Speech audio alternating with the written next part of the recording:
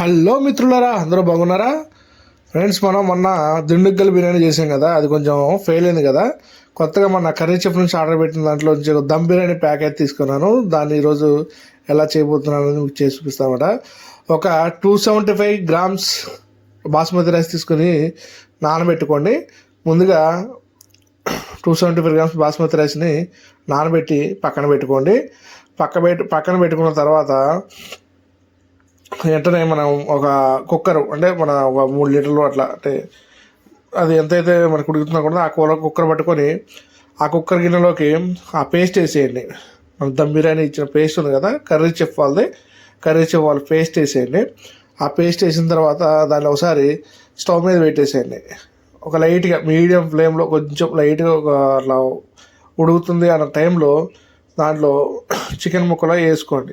లేదా ముందే చికెన్ ముక్కలు ఇట్లా నాలాగా ముందే చికెన్ ముక్కలు వేసుకున్నా పర్లేదు అనమాట. ముందే అంటే చికెన్ ముక్కలు కూడా ఎక్కువ కాదు.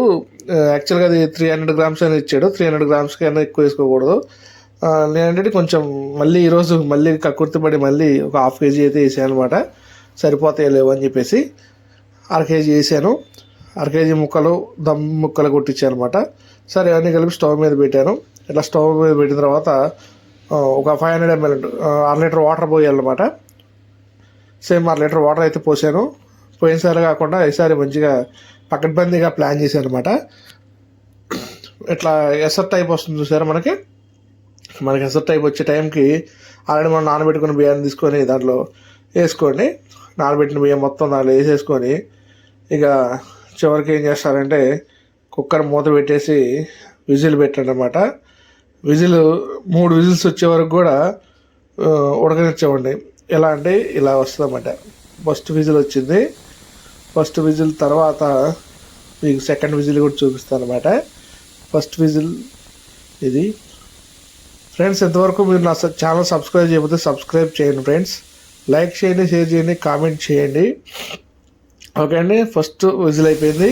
ఇది సెకండ్ విజిల్ వస్తుంది. ఇప్పుడు సెకండ్ విజిల్ తర్వాత మళ్ళీ 3వ విజిల్ వచ్చిన తర్వాత మీరు అనేది స్టవ్ అనేది ఆపుకొని ఆ లోన ఉన్న ప్రెషర్ మొత్తం పోయేంత వరకు అలా వదిలేయండి. అయితే పోయినసారి నేను భయపడ్డాను కదా దిండుగల్ బిర్యానీ ఎలా వచ్చిందో లేదని. ఈసారి కూడా భయం వేసింది, ఇది కూడా పోద్దేమో అని చెప్పేసి. కానీ అదృష్టం చేత బాగానే వచ్చింది. చూడండి, 3వ విజిల్కి రెడీ అయింది. రైట్, 3వ విజిల్ కూడా వచ్చేసింది. 3వ విజిల్ వచ్చిన తర్వాత చక్కగా ప్రెషర్ మొత్తం పోయిన తర్వాత చక్కగా ప్లేట్లోకి తీసుకొని ప్రెషర్ మొత్తం పోయిన తర్వాత ఓపెన్ చేసుకొని చక్కగా ప్లేట్లో తీసుకోండి. నేనైతే చక్కగా ప్లేట్లో తీసుకొని చిన్న ఆనియన్ ముక్క వేసుకొని హాయిగా కుమ్మేసాను అనమాట. ఫ్రెండ్స్, నా వీడియో నచ్చితే లైక్ చేసి, షేర్ చేసి, కామెంట్ చేయండి. ప్రతి ఒక్కరికి నా వీడియోని షేర్ చేయండి. ఛానల్ మాత్రం సబ్స్క్రైబ్ చేయటం మాత్రం మర్చిపోకండి friends. Thank you friends, thank you so much. మళ్ళీ మంచి వీడియోలతో మీ ముందుకు వస్తాను friends. Thank you so much.